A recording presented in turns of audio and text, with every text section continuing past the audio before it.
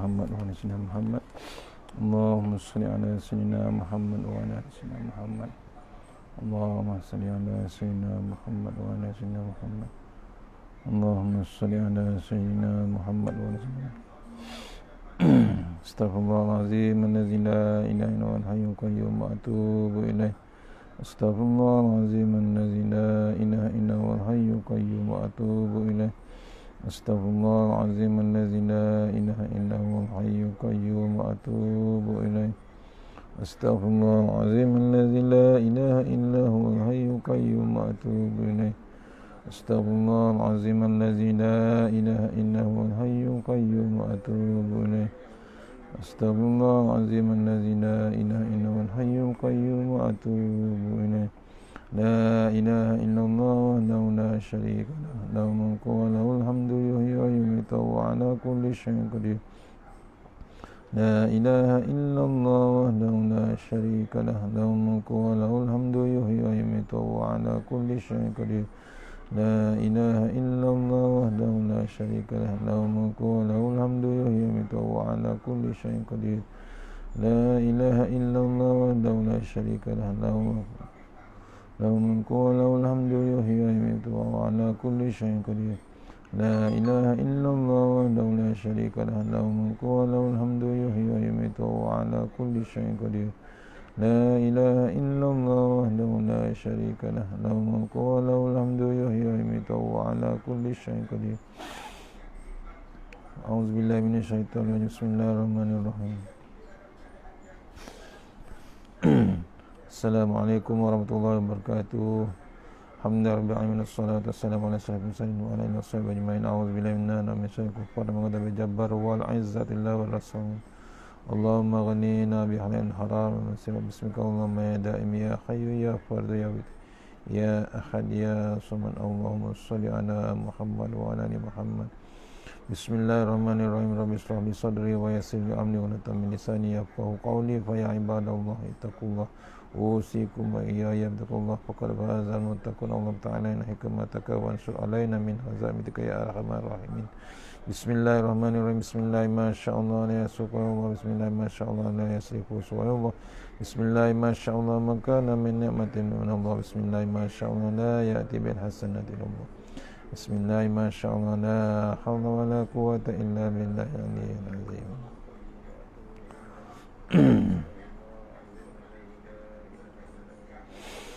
InsyaAllah kita sambung menjelang senja, insyaAllah ya.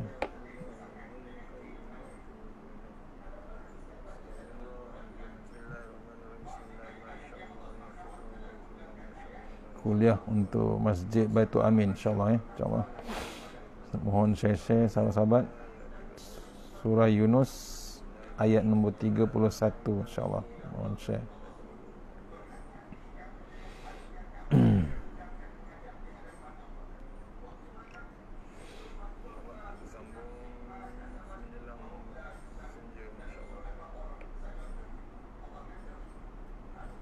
Siapa yang ada kitab boleh buka surat dalam 194, insyaAllah.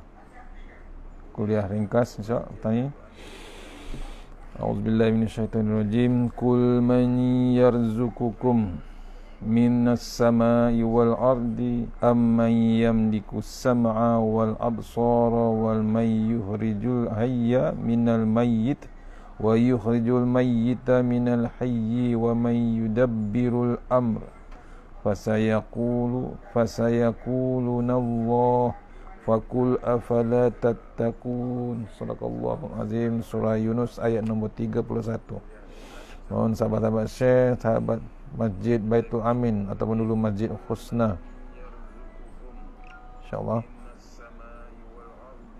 Kita baca tafsir Tuan Guru ni Abdul Aziz. Bukan kita nak tafsir, kita baca Tuan Guru, insyaAllah. Sama-sama kita baca terjemahan dia, insyaAllah. Terjemahan dia, bertanyalah kepada mereka yang musyrik itu, ya, siapakah yang memberi rezeki kepada kamu? Siapa yang memberi rezeki kepada kamu dari langit dan bumi? Atau siapakah yang menguasai pendengaran dan penglihatan? Siapakah yang mengeluarkan makhluk yang hidup dari benda yang mati dan mengeluarkan benda yang mati dari makhluk yang hidup? Dan siapakah pula yang mentadbirkan urusan sekalian alam? Dengan pertanyaan-pertanyaan tersebut, maka mereka yang musyrik itu tetap akan menjawab, mengakui dengan berkata, Allah jualah yang menguasai segala-galanya. Oleh itu, katakanlah, yakni jika kamu mengakui yang demikian, maka mengapa kamu tidak mahu bertakwa? Surah Yunus ayat 31. Surah Yunus ayat 31, Surah Yunus surah nombor 10. Kita tengok ya, yang diceritakan oleh Tuan Guru. Panjang juga terjemahnya, tafsirannya. Kita cuba. Kul, wahai Muhammad, cuba beritahu, cuba kamu soal balik orang yang masih lagi balah, kata Tok Guru. Balah ni bergaduh dengan kamu, yang masih lagi bersoal jawab dengan kamu. Ni ditanya Allah Ta'ala, disuruh tanya Rasulullah SAW kepada orang yang berbalah ataupun bergaduh dengan Rasulullah SAW. Apa dia soalannya? May yarzukukum minas samai wal ard. Siapa yang memberi rezeki kepada kamu, baik rezeki itu datang daripada langit dan baik rezeki itu daripada bumi. Ini soalan dia. Amman yamlikus sam'a wal absar. Ataupun tanya begini, siapakah dia yang boleh menguasai telinga kamu untuk mendengar terus menerus? Dan siapa dia yang boleh menguasai mata kamu untuk melihat terus menerus? Soalan. Wa man yukhrijul hayya minal mayyit wa yukhrijul mayyita minal hayy.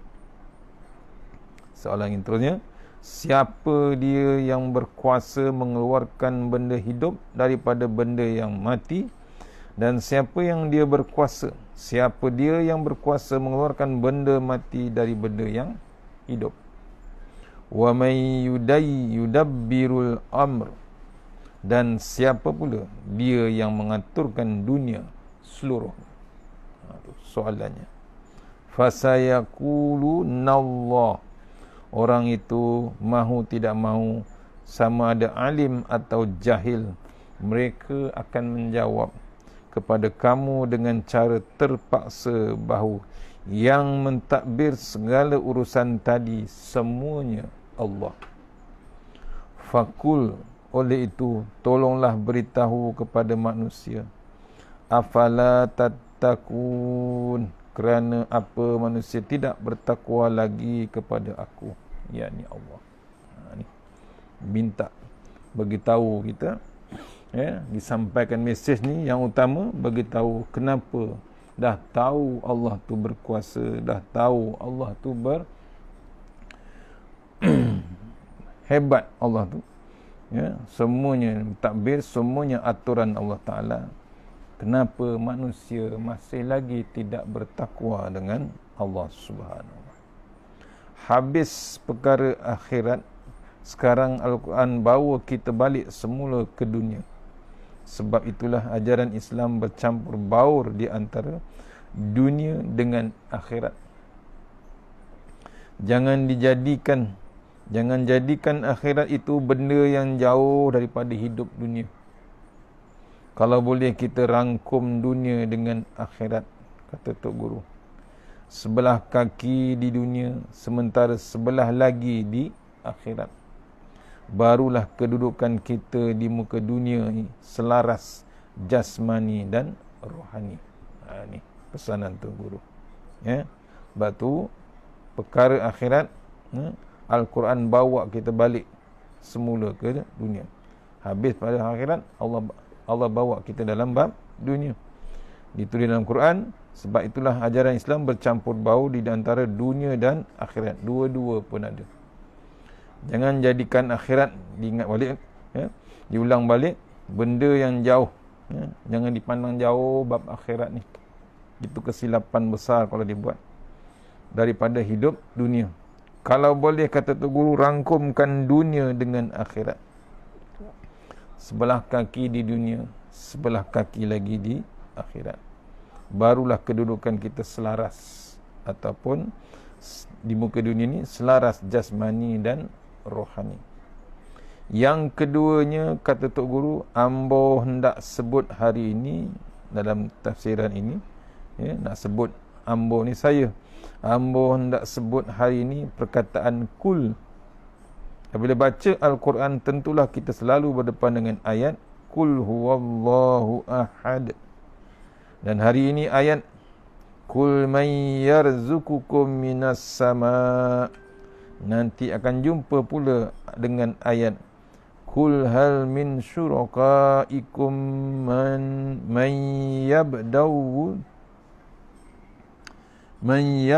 yabdawul khalqa summa yu'iduh. Perkataan kul banyak terdapat di dalam Al-Quran. Kul maknanya katalah, kata olehmu wahai Muhammad, beritahu olehmu, ajar olehmu, kursus, ceramah kepada orang. Ini perintah Allah Subhanahu wa taala. Kalau kul huwallahu ahad maknanya kata olehmu wahai Muhammad bahawa Tuhan itu satu. Ini kul, ya, perkataan kul setiap ayat dalam Al-Quran. Timbul satu persoalan, kata Tok Guru, mengapa Nabi kata kul? Sepatutnya tidak payah, payah ataupun tidak usah katalah. Serupa, kata Tok Guru, ambo suruh satu orang pergi jumpa orang di luar rumah, minta dia naik ke atas rumah. Bila orang tu jumpa dengan orang di luar rumah, takkan dia kata pergi beritahu supaya dia naik ke atas rumah. Takkan dia hendak kata begitu, kerana ayat pergi cakap beritahu merupakan perintah daripada ambo kepada dia. Bila orang itu pergi, dia cuma pergi tahu, perlu kata pakcik tuan rumah ajak naik, silalah. Tapi dalam Al-Quran ini ada juga kul seperti kul huwallahu ahad. Maknanya beritahu olehmu wahai Muhammad bahawa Tuhan ini satu. Sepatutnya apabila Nabi menyeru, dia perlu hanya berkata huwallahu ahad. Tidak perlulah dia kata kul. Apa tujuan Nabi mengatakan kul? Ini satu ilmu yang belum menambah, ya, yang boleh menambah keyakinan kita bahawa Al-Quran ini kepunyaan Tuhan, ya, kepunyaan Tuhan sungguh. Tidak bersangkut dengan Nabi Muhammad sedikit pun. Kalau Al-Quran ini benda kepunyaan Nabi Muhammad, tentu dia akan berkata, dia tidak akan berkata kul. Buat apa kata kul? Sebab dia sedang bercakap sekarang. Tetapi oleh kerana Al-Quran ini datangnya daripada Allah Subhanahu wa taala, maka sepatah pun Nabi Muhammad tidak perkurangkan, dan sepatah pun tidak tambah apa yang datang dari langit. Semuanya dia kemukakan. Allah, jujurnya Nabi, ya, dia tak ada pesongkan, dia tak ada tambah, dia tak ada kurangkan. Dia sampaikan terus daripada Allah Subhanahu wa taala. Tu hebatnya akhlak adab. Sebab tu kita dipesankan tuan-tuan guru, tuan-tuan, bila tafsir Quran, bila terbaca terjemahan Quran, jangan kita tambah-tambah adabnya. Pasal ulama-ulama dulu dah tulis dengan adabnya. Kita kena hormat, kita kena jaga adab-adab kita dengan ayat Al-Quran yang diterjemahkan. Ayat terjemahan tu pun kita kena jaga adab. Pasal yang menulis tu terlampau hebat, yang berilmu. Kita cuma membaca, jangan kita tambah-tambah pula, ditubah-ubah pula apa yang kita baca. Itu secara langsung kita jaga bab adab. apa yang diajarkan oleh Rasulullah SAW. Tidak ubah langsung apa yang Allah sampaikan, Allah perintahkan melalui Jibril. Ni kena renung tuan. Bab-bab ni, bab tu kita kena beradab. Nak mengaji ni kena ada adab sebenarnya. Baru ada barakahnya. Kamu hendak percaya ataupun percaya, itu kamu punya pasal. Ni. Bila dah ada datang perintah Allah Ta'ala, Nabi sampaikan, apa kata tu guru? Kamu hendak percaya atau tidak percaya, itu kamu punya pasal. Tetapi benda ini memang tidak hak aku. Ini Nabi dah bagi tahu, percaya atau tidak, itu kita punya pasal. Yang pentingnya bukan yang Nabi punya. Itu yang Nabi sampaikan adalah Allah yang punya. Itu kena renung kita. Jangan kita memana-mana nak mengubah ayat-ayat Allah Subhanahu Wa Taala. Itu satu daripada hujah yang mengatakan bahawa Al-Quran ini datang daripada Allah. Sedikit pun tidak ada campur tangan Nabi Muhammad sallallahu alaihi wasallam. Banyak lagi hujah lain yang kita boleh bawa untuk meyakinkan diri. Nak yakinkan diri sendiri dan masyarakat, supaya semua bahawa masyarakat semua bahawa Al-Quran tidak kepunyaan Nabi Muhammad sallallahu alaihi wasallam. Serupa juga dalam Al-Quran ini ada ayat-ayat yang membongkar rahsia Nabi Muhammad sallallahu alaihi wasallam. Kita sendiri ada benda-benda sulit sebagai rahsia hidup dengan isteri, dengan anak buah kita, dengan orang kampung, yang kita harap benar supaya benda yang sulit ini jangan terbuka kepada orang ramai. Ada confidential, benda-benda private yang tidak boleh kita ceritakan di public. Malu sangat aku, jangan cerita kepada orang lain, kita pun tidak beritahu. Dan kita pesan kepada orang sudah tahu, jangan beritahu. Malu sangat aku. Nabi Muhammad SAW juga ada benda-benda yang sulit yang sepatutnya ditutup dan sepatutnya dia tidak beritahu kepada orang. Itu prinsip dia.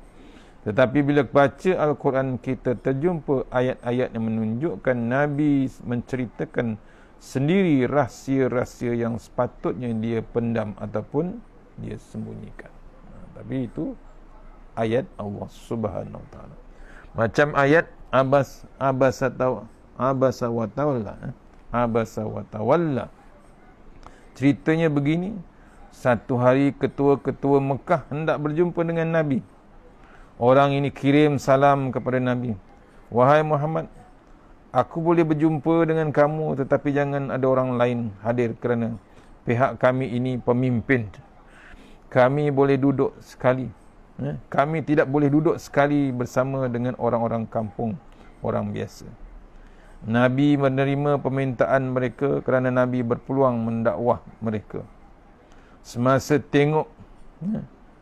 sedang bercakap, kata Tok Guru, sama tengah kecek, datang seseorang yang bukan golongan pemimpin, bahkan dia sebarang buta. Apabila dia dengar suara Nabi, dia berkata, Assalamualaikum ya Rasulullah. Nabi menjawab salam tetapi perlahan. Apabila jawapan salam Nabi slow ataupun perlahan, dia beri salam sekali lagi.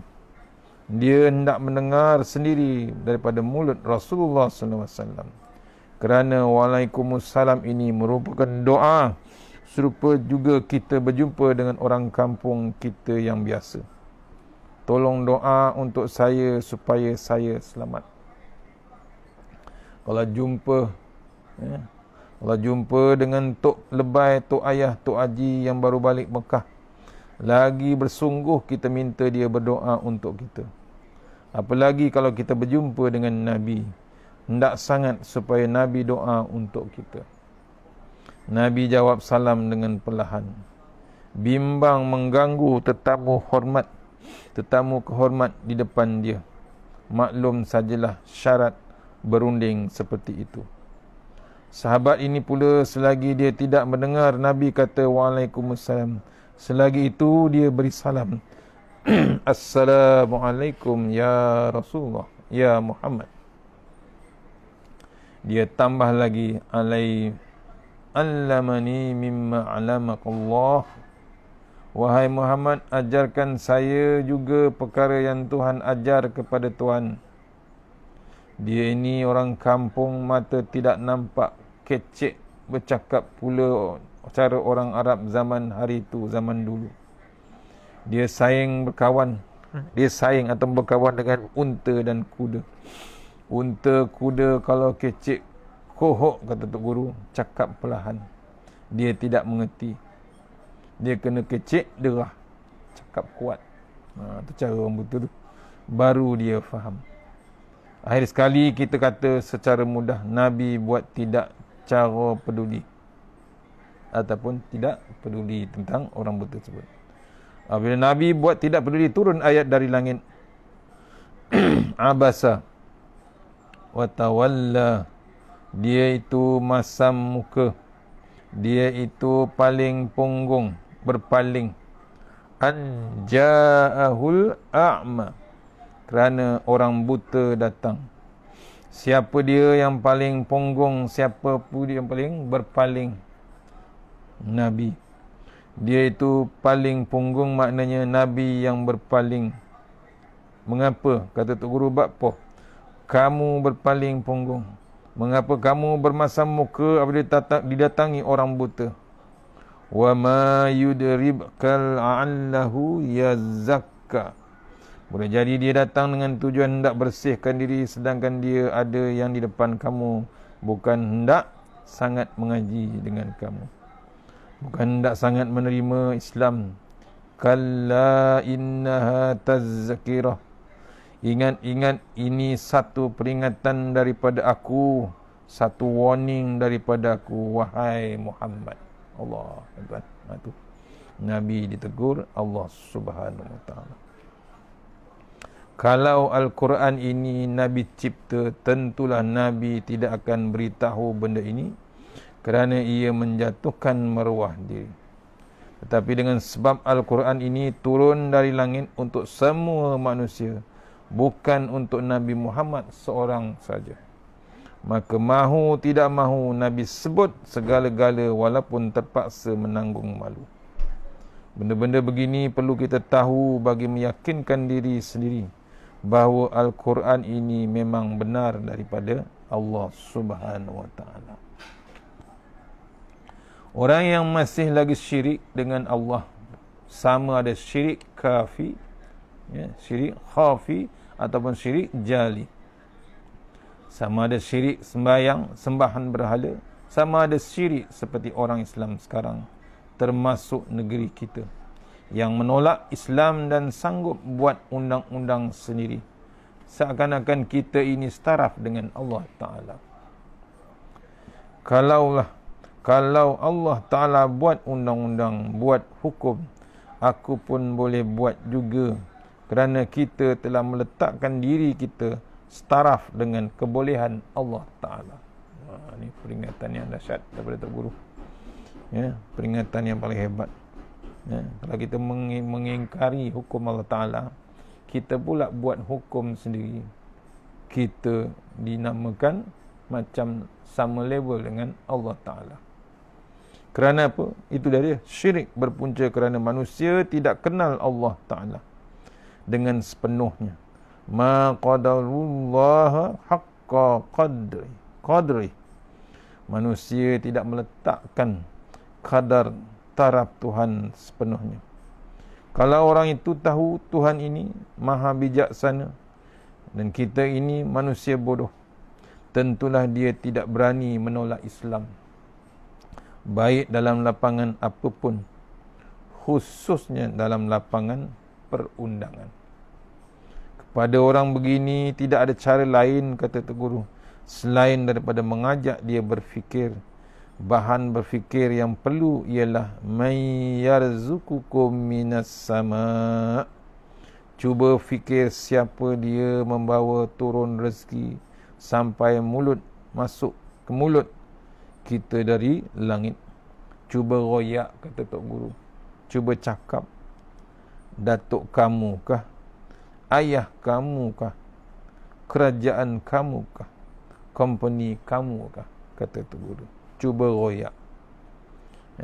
Siapa yang bagi rezeki? Ni kena enong kita. Ya Ghani, Ya Mughni, Ya Fattah, Ya Razzaq.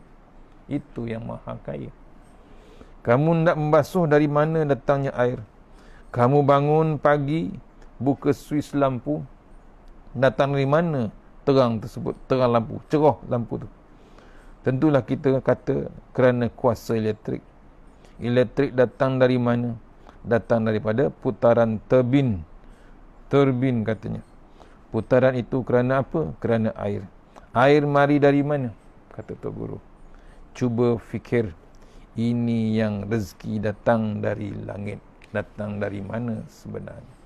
Itu antara yang kita kena renung, tuan-tuan.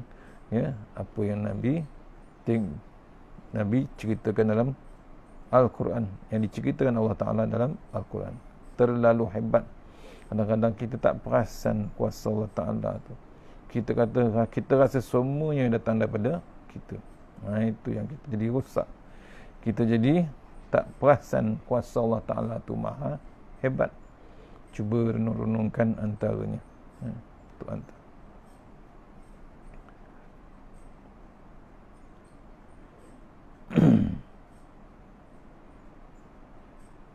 Okey. Sambung lagi. Ada masa 7:15 lagi minit.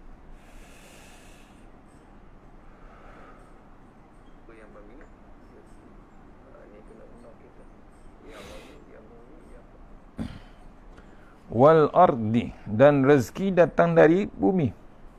Masuk dapur, ambil beras, kata tu guru. Beras datang dari mana? Datang dari butir padi. Butir padi datang dari mana? Kata tu guru. Datang daripada batang pokok padi. Pokok padi datang dari mana? Kata tu guru. Dari tanah. Tanah dari mana? Sudah. Baja dari mana? Akar padi tubik keluar dari mana? Bagaimana akar padi tu tubik? Bagaimana? Daun padi sedut segala embun, segala udara, bagaimana? Allah, tuan-tuan. Kita bubuh baja di sekeliling umbi padi. Tahu-tahu padi itu hijau. Bagaimana hijau naik ke daun? Bagaimana punca baja menyerap masuk? Kita kata baja dihisap oleh akar. Siapa yang dia buat? Siapa dia buat akar? Bagaimana akar tahu mengisap baja? Kalau bubuh sabut, akar tidak hisap. Kalau bubuh batang kayu, akar tidak hisap. Tetapi bubuh baja dia hisap.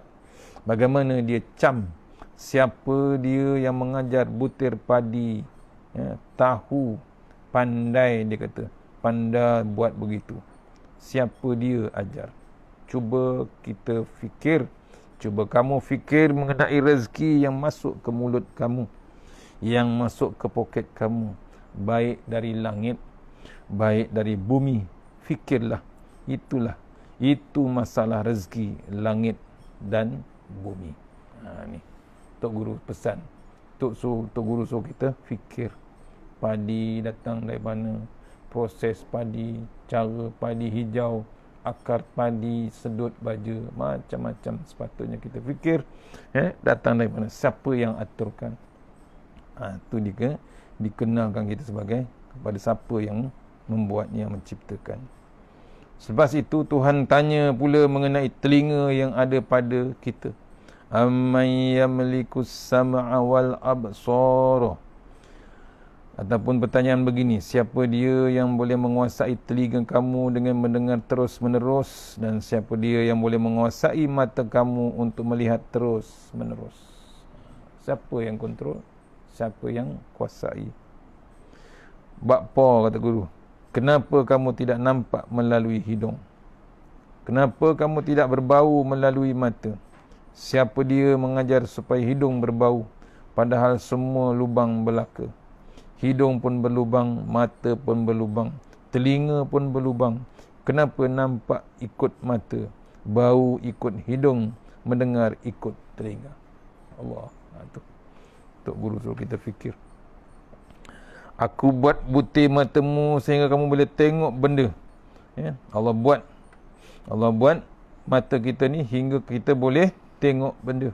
Benda kecil tengok cara kecil, benda besar tengok cara besar. Telinga kamu bukan setakat boleh mendengar, tetapi boleh mengecam suara, mengecam bunyi. Mengecam bunyi motor Honda atau bunyi motor Suzuki. Ini bunyi lori, ini bunyi trailer. Hebat Allah buat.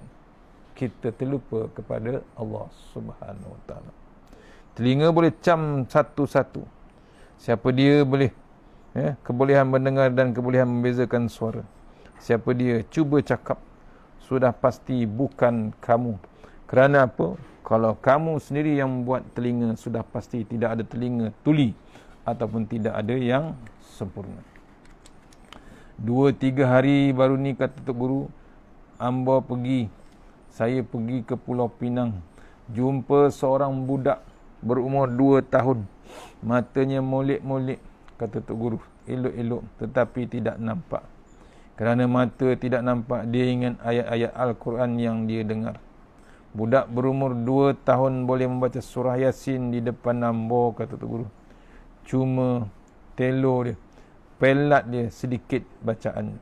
Kerana apa? Dia mendengar kaset Al-Quran sehingga tertidur. Buta, tapi boleh hafal Yasin, dengar kaset surah Yasin dalam radio.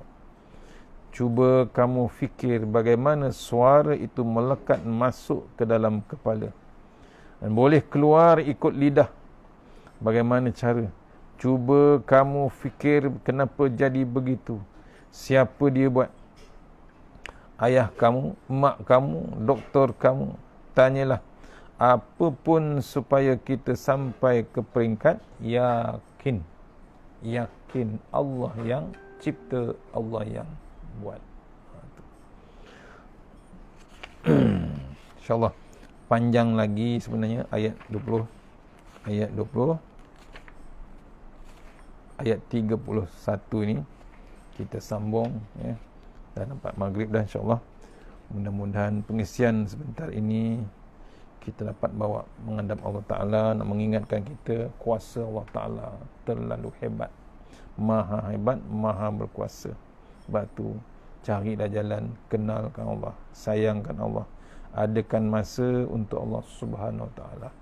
Antaranya kita tengok terjemahan, tengok ayat-ayat Allah untuk mengingati dia, insyaAllah. Yang terbaik semuanya datang daripada Allah Ta'ala, yang lemah daripada saya sendiri. Kita sudahi surah Al-Fatihah. Auzubillahi minasyaitanir rajim. Bismillahirrahmanirrahim. Iyyaka na'budu wa iyyaka nasta'in. A'udzubillahi minasyaitanir rajim. Bismillahirrahmanirrahim. Allahumma tawil a'marana wa sahih ajsadana wa nawwir qulubana wa sabbit imanana wa ahsin a'malana wa wasi' arzaqana wa ilal khairi qaribna wa ani syarri minna wa ahdi wajna fid din wa dunya wal akhirah. Ya Allah, panjangkan umur kami, sihatkan badan kami, terangkan hati kami, tetapkan iman kami, elokkan amalan kami, luaskan rezeki kami, dekatkan kami kepada kebajikan dan jauhkan kami kepada kejahatan, tunaikan hajat kami. Tahassanna bizil wajjabar wa tasamna bimalakud hallazi la yamut isrif annal bala wal waba innaka ala kulli syai'in qadir. Allahumma anta rabbi la ilaha illa anta khalaqtani wa ana ahdika wa alika mastata'tu a'udzubika min syarri ma sana'tu wa laka bi ni'matika alayya wa abu bi dzambi faghfir fa innahu dzunuba illa anta. Rabbana atina fid dunya hasanah wa fil akhirati wa qina azabannar. Bismillahirrahmanirrahim. Bismillahi ma sya'allah la yasuqu ya Allah.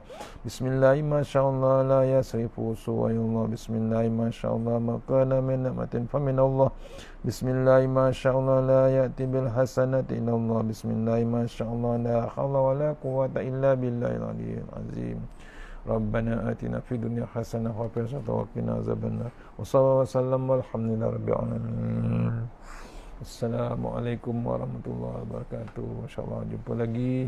Siapa yang berpuasa, berbuka, selamat berbuka puasa. Siapa yang nak berjemaah, jemaah maghrib insyaAllah. Jumpa lagi. Assalamualaikum warahmatullahi wabarakatuh.